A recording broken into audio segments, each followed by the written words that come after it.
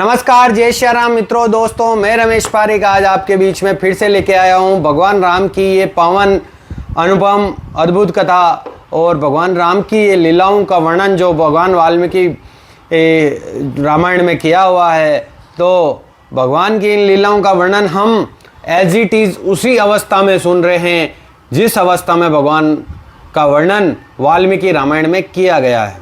और ऋषि वाल्मीकि द्वारा की हुई इन अनुपम लीलाओं का वर्णन आप जब सुनेंगे तो आपको ज्ञात होगा कि ये कितना अद्भुत वर्णन है और भगवान की लीलाएं कितनी अद्भुत और कितनी प्रेरणादायक होती है कि किस प्रकार मनुष्य के जीवन में मनुष्य के कर्तव्य क्या होते हैं, मनुष्य को किस प्रकार के निर्णय लेने चाहिए, मनुष्य को किस प्रकार से कर्मों का निर्वाहन करना चाहिए, मनुष्य को किस प्रकार से अपने जीवन को व्यतीत करना चाहिए, मनुष्य के आसपास के लोगों के क्या कर्तव्य होने चाहिए, आसपास के हर मनुष्य के जो परिवार के सदस्यों के क्या कर्तव्य होने चाहिए। इस प्रकार की लीलाओं का हम अद्भुत दर्शन कर रहे हैं और ये लीलाएं श्री मुख से हम सुन रहे हैं। और अब जो है हम कल की कथा में हमने देखा कि किस प्रकार से जो है मार्ग का निर्माण करने के लिए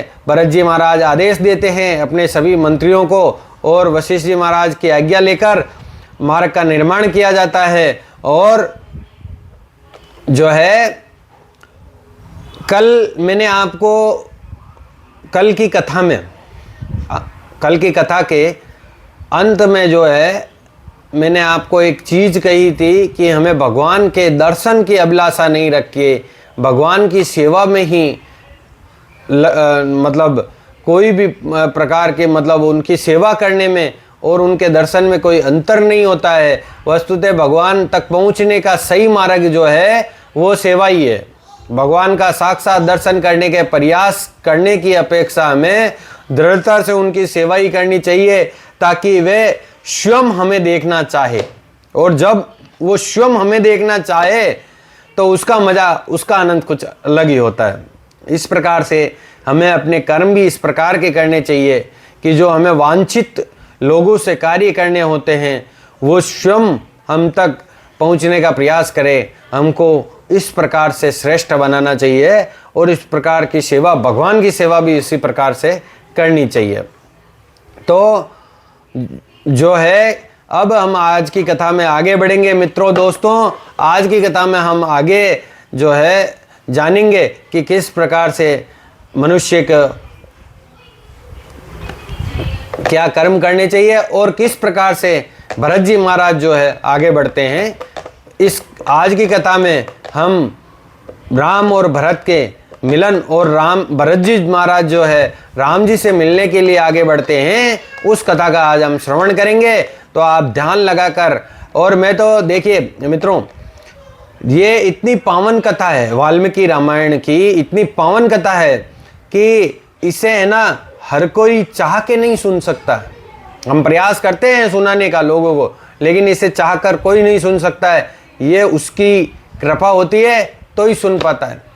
तो हमारी इच्छाओं पर सब कुछ निर्भर नहीं होता है, भगवान की इच्छा पर सब कुछ निर्भर होता है। भगवान की पावन कथा सुनने के लिए मन का निर्मल और पावन होना भी जरूरी है, कानों का निर्मल और पावन होना भी जरूरी है, बुद्धि का निर्मल और पावन होना भी जरूरी है। तो हर कोई चाह के भी इस प्रकार की कथा को नहीं सुन पाता है।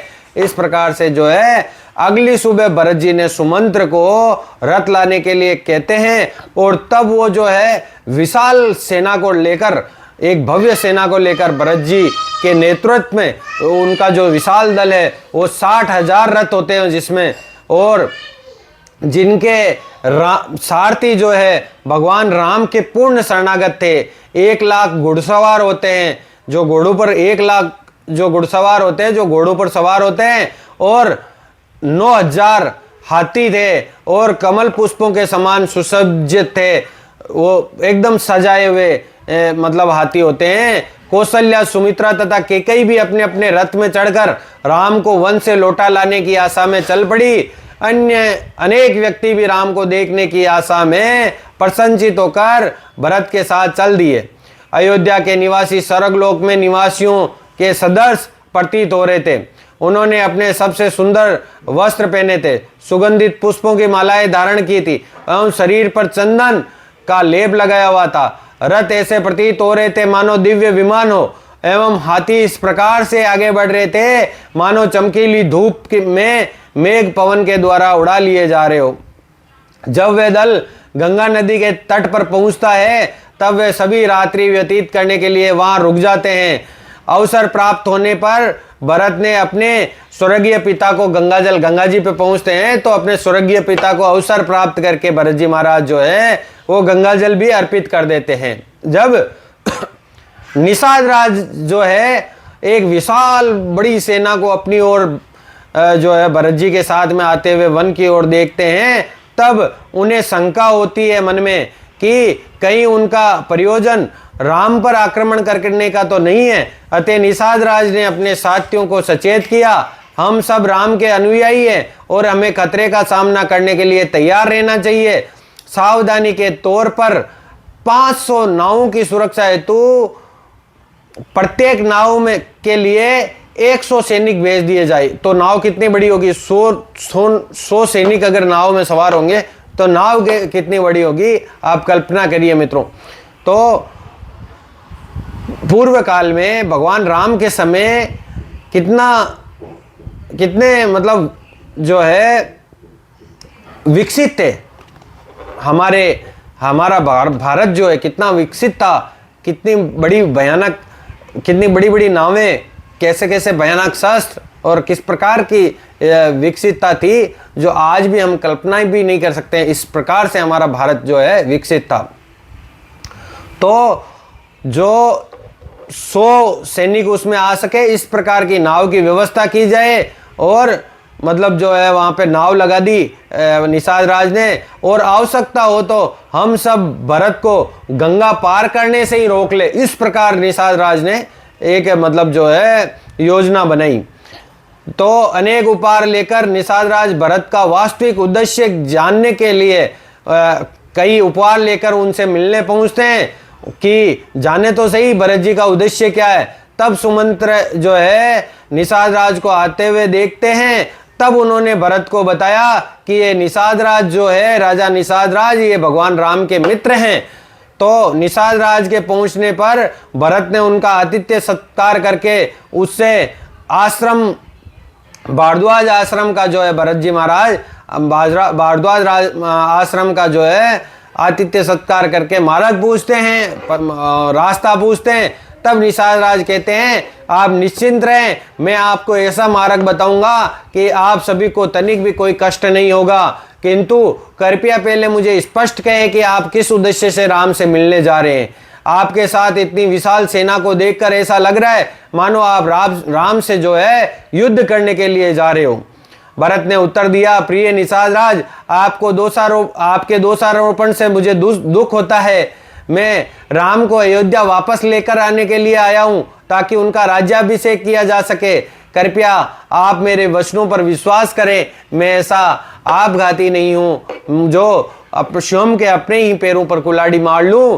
तो इस प्रकार से मैं कर्म करने के लिए नहीं जा रहा हूं। मैं भगवान राम को वापस अयोध्या लाकर उनका राज्याभिषेक करने के लिए, उनको मनाकर लाने के लिए जा रहा हूं।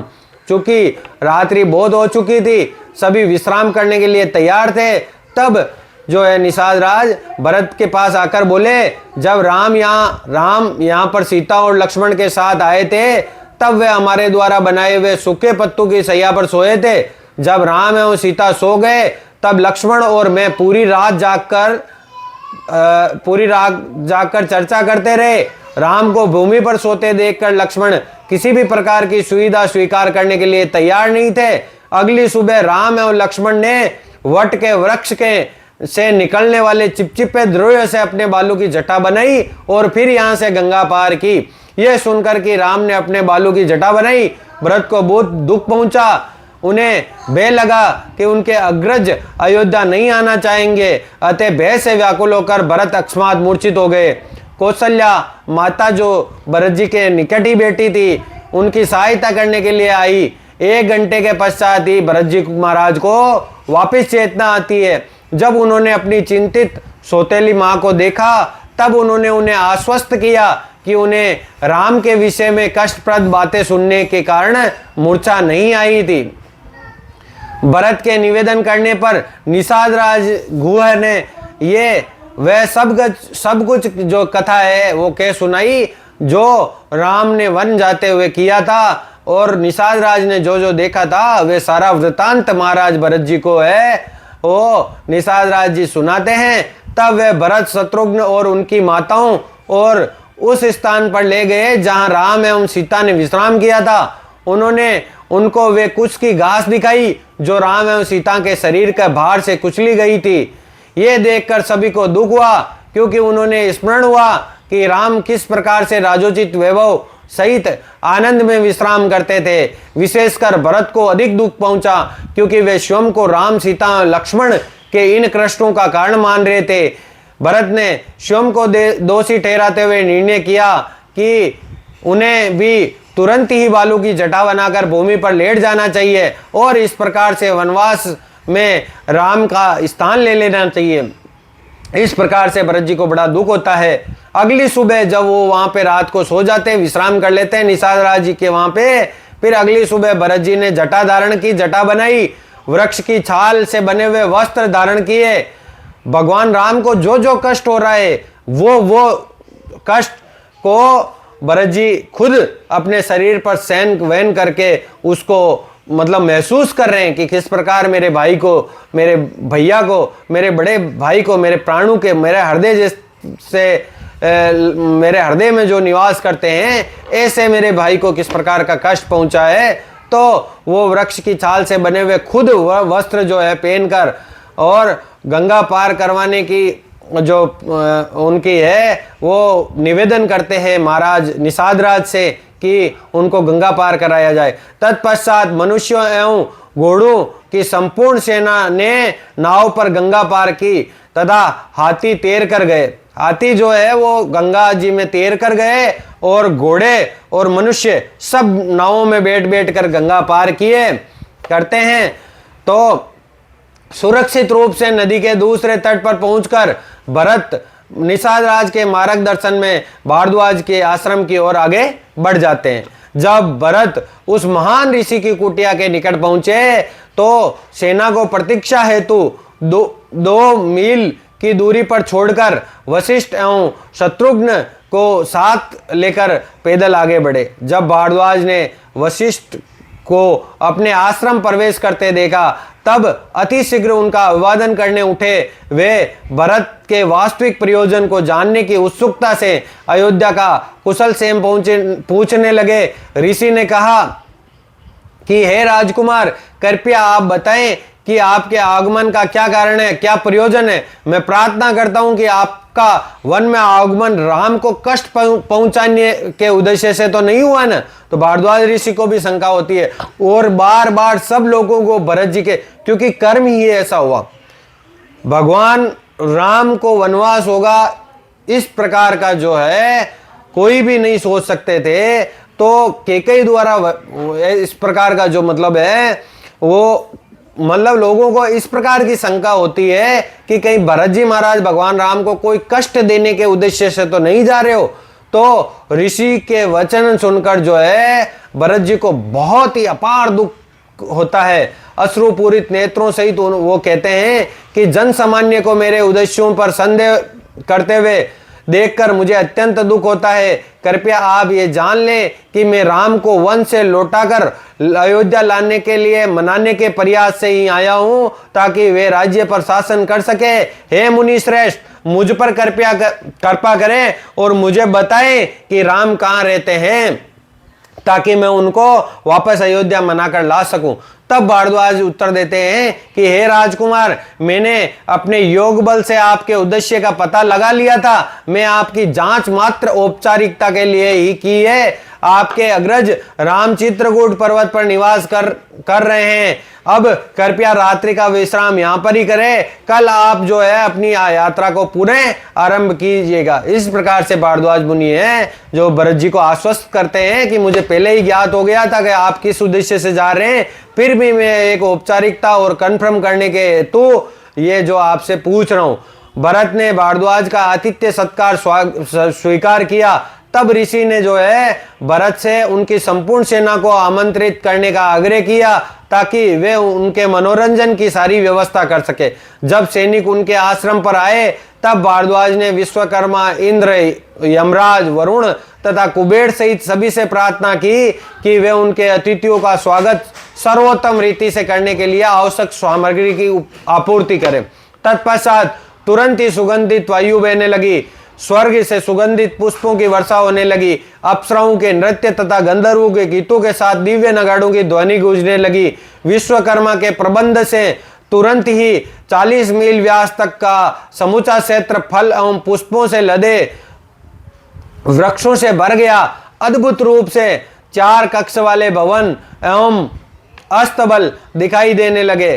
साथ ही साथ एक राजमहल तैयार हो गया, जिससे मतलब निषाद राज का जो साज सामान, खाद्य, वस्त्र और विनोद की वस्तुओं सहित हर जो कल्पनीय सुविधा थी वो वहां पर उपलब्ध थी। इस प्रकार से जो है सब चीजों की वहां पर वो भरद्वाज मुनि जो है सेना के लिए सब चीजों की जो आपूर्ति है वहां पर करवा देते हैं और सब चीजें वहां पर दिखने लगती है और मौजूद हो जाती है।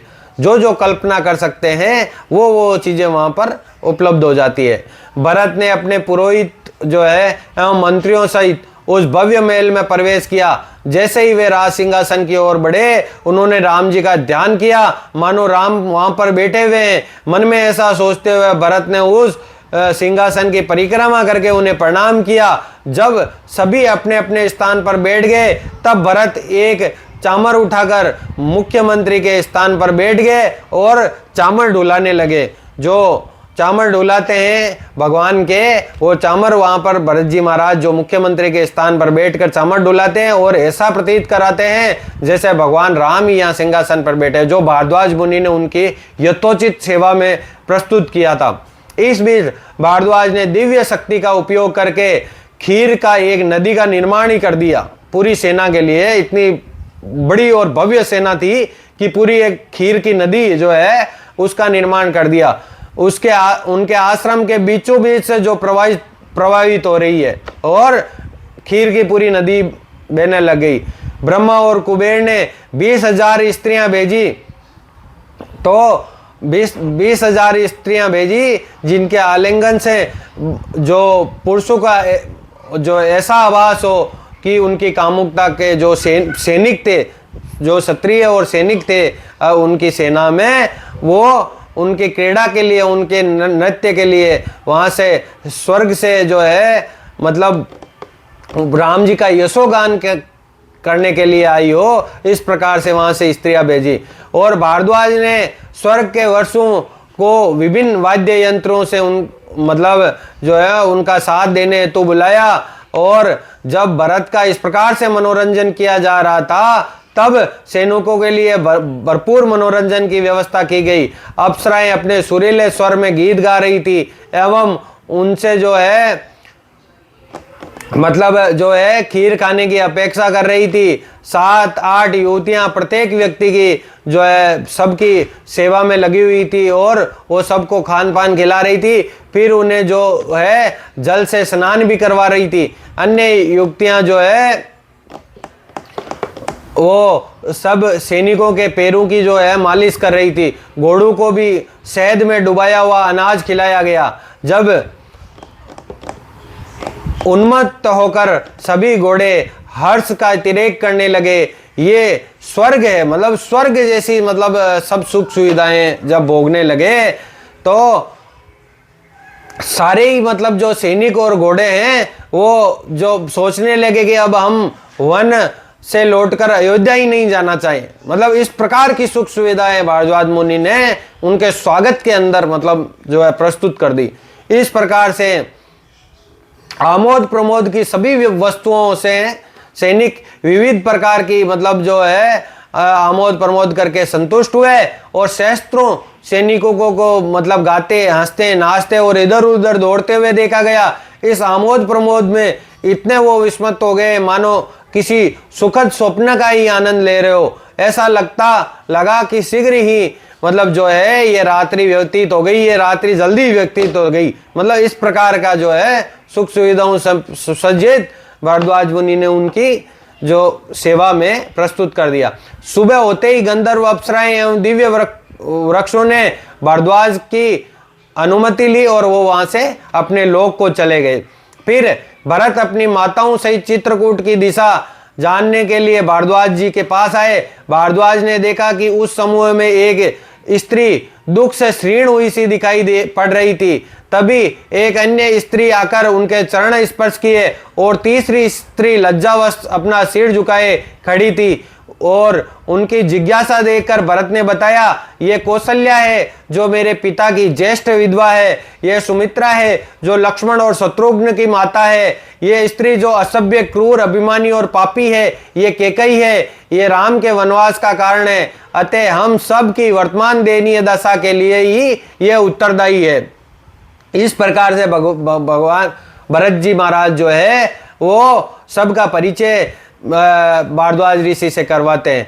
तब भारद्वाज ऋषि जो है भरत जी से कहते हैं कि वास्तव में आपको अपनी माता को दोष नहीं देना चाहिए, क्योंकि भगवान राम के वनवास के पीछे एक महान उद्देश्य है।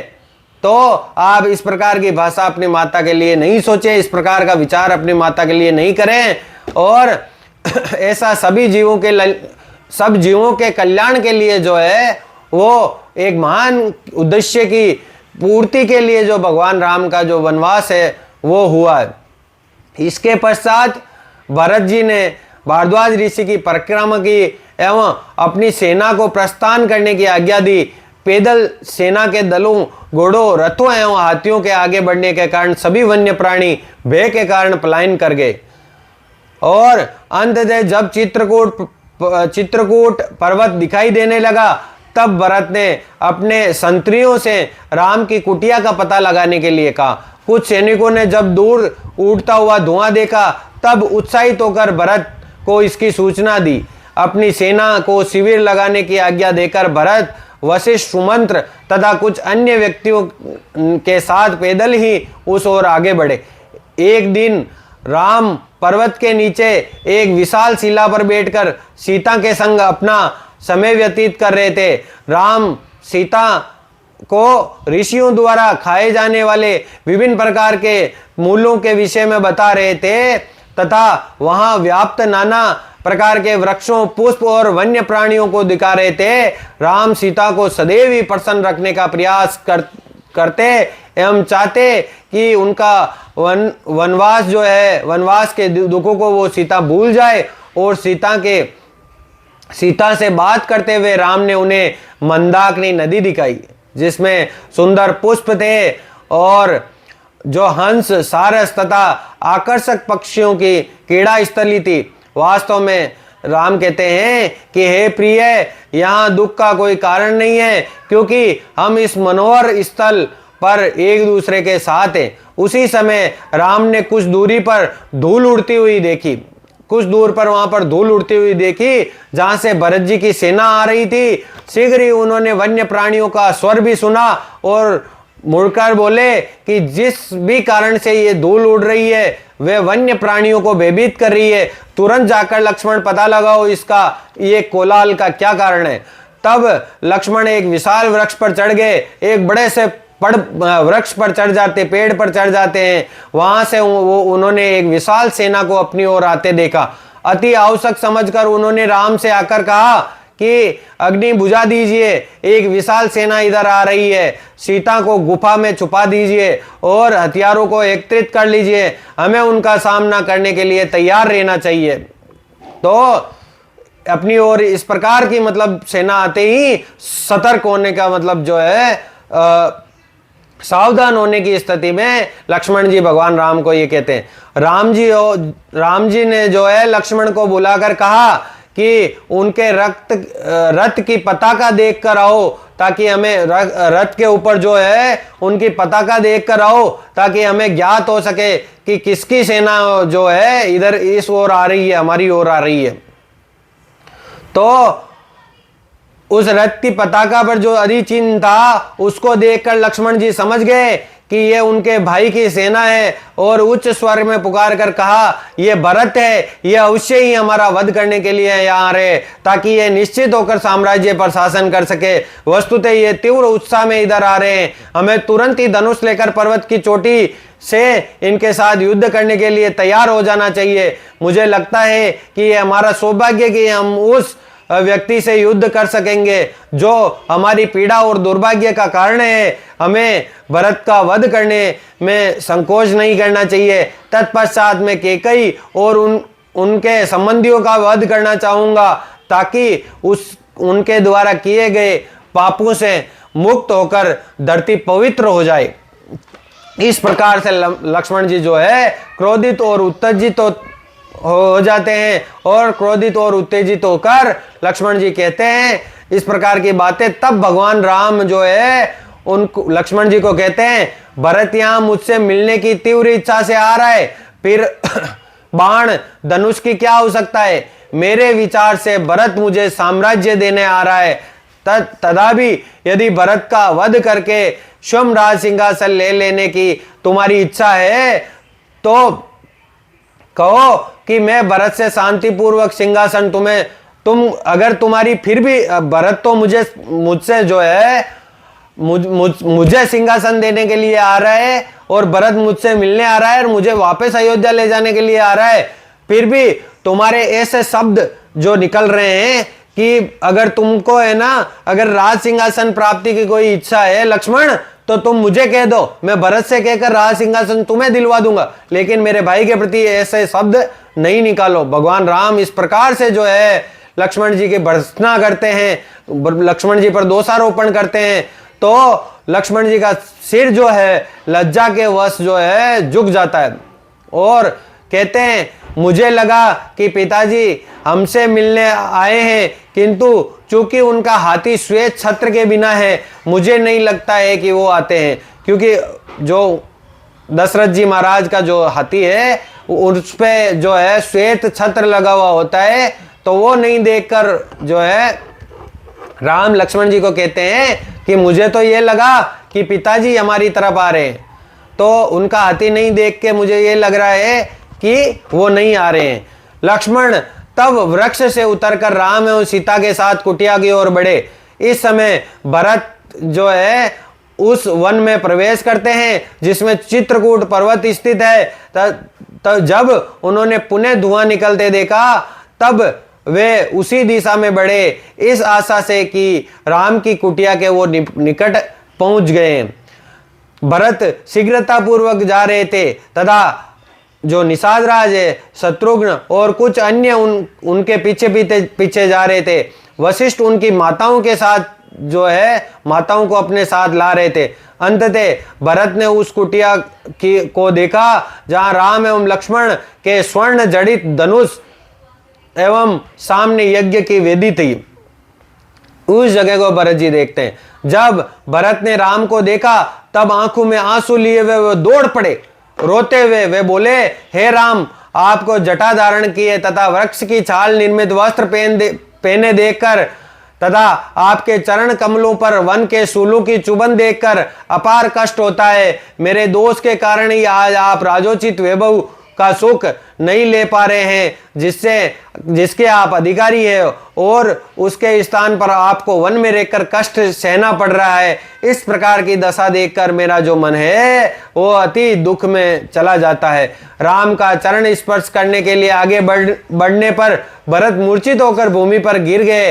राम ने शीघ्र ही उन्हें उठा लिया और ये देखकर व्यतीत हो गए कि वे भी वृक्ष की छाल धारण किए हुए हैं। अपने चरणों पर गिरे हुए शत्रुघ्न का आलिंगन करके राम ने निषाद राज एवं सुमंत्र का आलिंगन किया।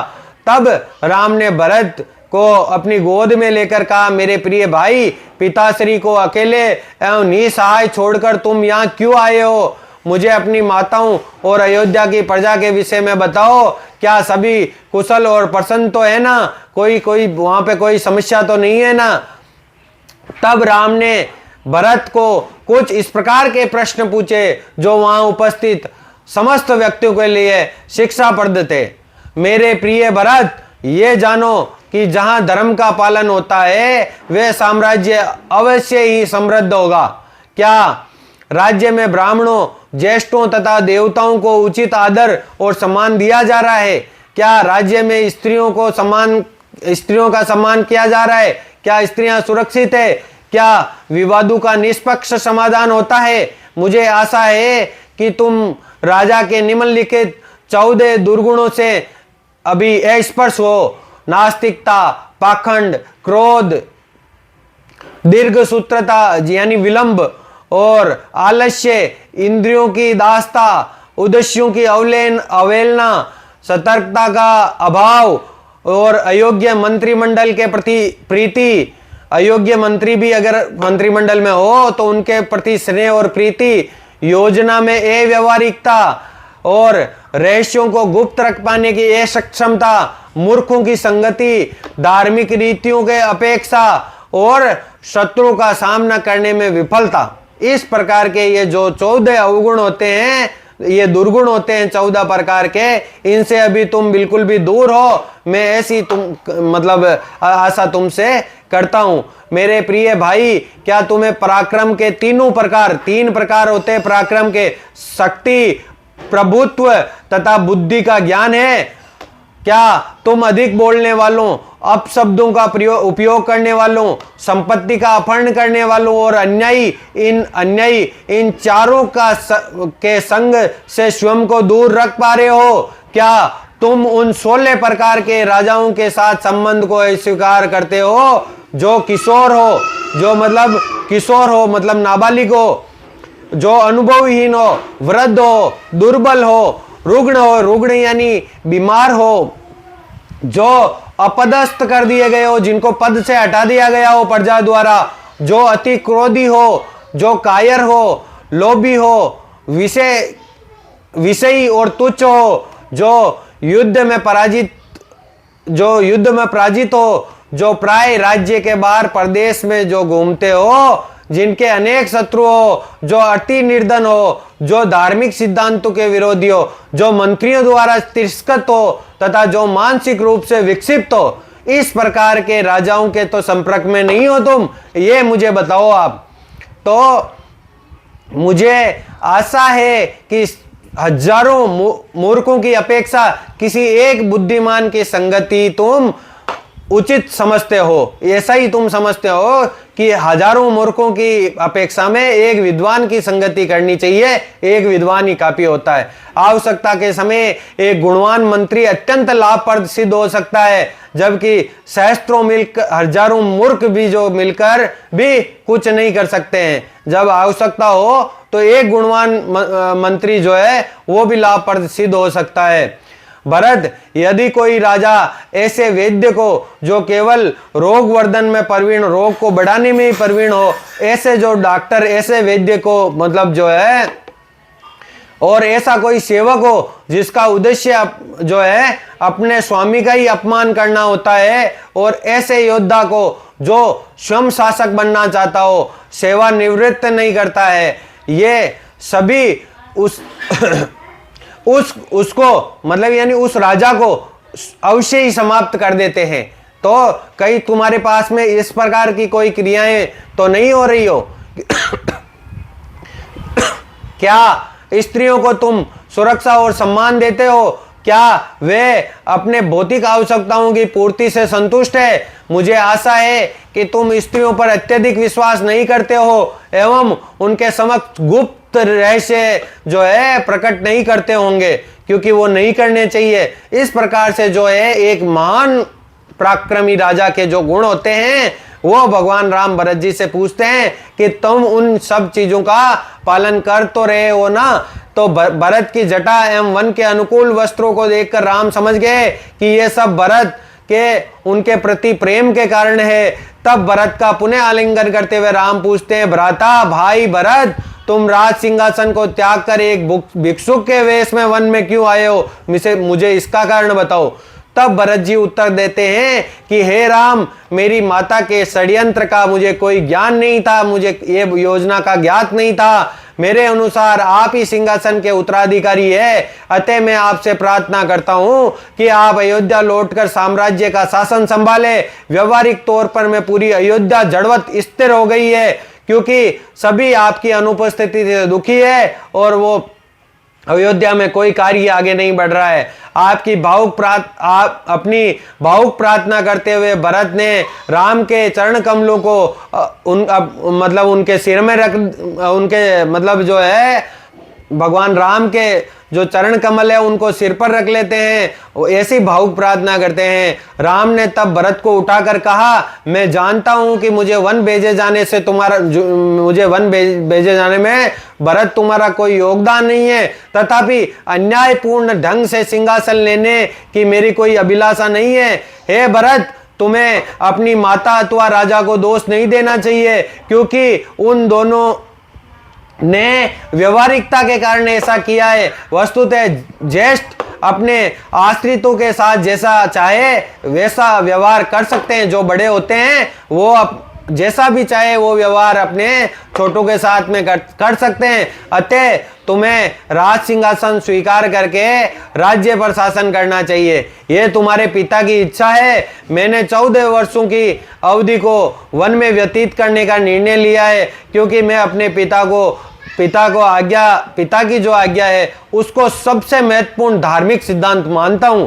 इसके लिए आपको उनको दोषी नहीं मानते हुए उनकी इच्छा के अनुसार कार्य करना चाहिए।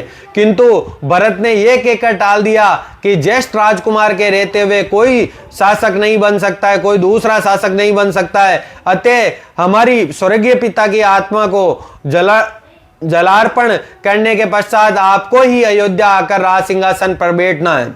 इस प्रकार से भरत जी ये बात को टाल देते हैं। जब उनको भगवान राम को कहते हैं कि हमारे स्वर्गीय पिता का, ऐसा भरत जी कहते हैं, तब भगवान राम को अपने पिता की मृत्यु का समाचार सुनते ही राम जो है मूर्छित होकर जमीन पर गिर जाते हैं। तब उनको पता चलता है कि उनके जो पिता है महाराज दशरथ वो इस दुनिया में नहीं रहे। जब सीता, लक्ष्मण और शत्रुघ्न ने उनके ऊपर जल छिड़का तब जाकर उन भगवान राम को वापस चेतना आती है। इसके पश्चात वे आंसू बहाकर पिता की मृत्यु का शोक करने लगे और बोले, अब मैं कभी भी अयोध्या नहीं आऊंगा, कभी भी अयोध्या नहीं जाऊंगा। जब उनकी को पता चलता है कि उनके पिता की मृत्यु हो जाती है तब वो कहते हैं कि अब मैं अयोध्या कभी नहीं आऊंगा।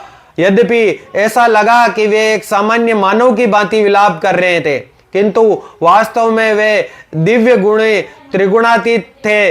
भगवान तथा उनका शरीर एवं उनकी लीलाएं कभी भी सामान्य और भौतिक नहीं होती है। भगवद गीता में श्री कृष्ण ने भी कहा है कि उनके अवतार, क्रियाकलाप एवं तिरोधान की अलौकिक प्रकृति जो है समझ लेने मात्र से ही जन्म मृत्यु व्यक्ति को मुक्ति प्रदान हो जाती है के चक्कर से भगवान श्री कृष्ण ने भी ऐसी प्रतिक्रिया व्यक्त की थी। जब उन्हें सूचना मिली कि दुष्ट सात्वत ने उनके पिता वसुदेव की हत्या कर दी, उस समय वे शोक से लगभग मूर्छित हो गए थे। भगवान राम एवं भगवान कृष्ण दोनों पूर्ण पुरुषोत्तम भगवान होने पर भी कभी कभी विचलित क्यों प्रतीत होते हैं। विलाप एवं व्याकुलता तो बदात्माओं के लक्षण है। ये सब जो है ये सब उन भगवान में कैसे व्याप्त हो सकते हैं जो समस्त ऐश्वर्यों, ज्ञान एवं शक्ति से पूर्ण है। ये जो है विषय जो है मतलब इस प्रकार से कैसे हो सकते हैं। तो इसका कारण है जो लोगों को आज तक समझ में नहीं आता है कि भगवान इस प्रकार से विलाप क्यों करते हैं, भगवान विष्णु अवतार लेकर इस प्रकार से क्यों करते हैं। तो इसका सिर्फ एक ही कारण हो सकता है कि जब वो मनुष्य के रूप में अवतार लेते हैं तो मनुष्य के जो स्वाभाविक जो गुण होते हैं, एक मृत्यु लोक में मनुष्य के जो स्वाभाविक गुण जो उसमें प्राकृतिक रूप से नेचुरली जो उसमें मौजूद होते हैं, इस प्रकार के गुणों का भी उनको पालन करना होता है। तो इसके लिए वो जो है इस प्रकार से देखते हैं। भगवान कभी भ्रमित नहीं होते। मानव चरित्र निभाते हुए वे स्वयं को एक पूर्ण मानव की भांति प्रस्तुत करते हैं। एक साधारण मनुष्य के विभिन्न भावों को प्रदर्शित करते हुए सभी महान मुनि जो भगवान की दिव्य प्रेम पूर्वक भक्तिमयी सेवा अर्पित करते हैं, वे देहात्मक बुद्धि से मुक्त हो जाते हैं। फिर भगवान स्वयं इस आत्मा को शरीर समझकर भ्रमित कैसे हो सकते हैं? स्पष्ट थे। उनका विलाप करना भी उनके दिव्य असीमित और अचिंतनीय व्यक्तित्व का ही एक पक्ष है। तत्पश्चात राम अपने भाइयों एवं सुमंत्र सहित मंदाकिनी गंगा के तट पर अपने पिता की आत्मा की शांति हेतु जलार्पण करने गए। फिर चित्रकूट पर्वत स्थित अपनी कुटिया में पहुंचकर राम अपने भाइयों के हाथ पकड़े और चारों भाई शोक से विलाप करने लगे। उनके विलाप की ध्वनि पूरी घाटी में प्रतिध्वनित होने लगी। जब भरत के सैनिकों ने यह ध्वनि सुनी तब वे भी शोकाकुल हो उठे, क्योंकि उन्हें जो है चारों भाइयों को विलाप करते देखकर किसी से भी रहा नहीं गया। इस प्रकार से सारी सेना में जो भी लोग सैनिक थे वो भी शोक में चले गए। सभी भाई अपने पिता की मृत्यु के शोक का विलाप कर रहे थे और तब सारे जो है सैनिक वो ध्वनि सुनकर उस दिशा में दौड़े, क्योंकि वे सभी राम का दर्शन करने के लिए उत्सुक थे। कुटिया के समीप पहुंचकर योद्धाओं ने अश्रुपूर्वक नेत्रों से राम का अभिवादन किया। राम ने भी सभी का यथा योग्य स्वागत किया।